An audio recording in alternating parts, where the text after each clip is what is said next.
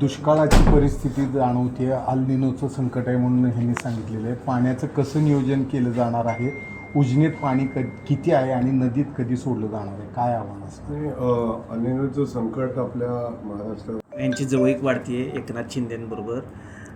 सोलापूरमध्ये तुम्ही ज्या पद्धतीने इनिशिएटिव्ह घेताय, राजकारण म्हणजे ध्रुवीकरण करण्याचा प्रयत्न होते, काय वाटतं? मला आता कुणाशी जवळीक वाढते हे मला काय कल्पना नाही. सोलापूर जिल्ह्याला काही संधी मिळेल असं काय नाही, आता विधानसभेच्या 9 जागा होत आहेत, विधान परिषदेच्या 9 जागा रिक्त होत आहेत. पण ह्या 9 जागामध्ये भारतीय जनता पक्षाच्या वाट्याला येणाऱ्या ज्या जागा आहेत. सुरुवात झालेली आहे, तयारीची बैठक पहिली झालेली आहे. काही यंदा वेगळा अजून काय डोक्यात आहे का आषाढीचं?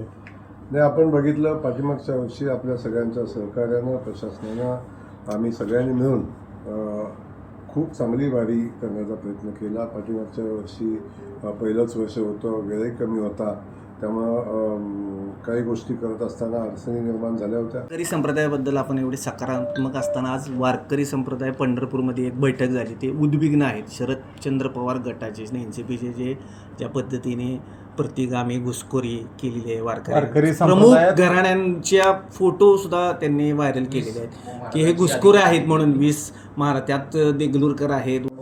बदलावा, इथल्या पायाभूत व्यवस्थेवर येणारा ताण आहे, वारकऱ्यांची वाढणारी संख्या लक्षात घेऊन आलेल्या सगळ्या भाविकांना, वारकऱ्यांना चांगल्या सुविधा मिळाव्यात, विठुरायाचं मनोभावे दर्शन घेता यावं, या सगळ्या गोष्टीचा विचार करून पंढरपूर नगरीचा विकास करण्याचा संकल्प माननीय मुख्यमंत्री मोदयांनी केलेला आहे.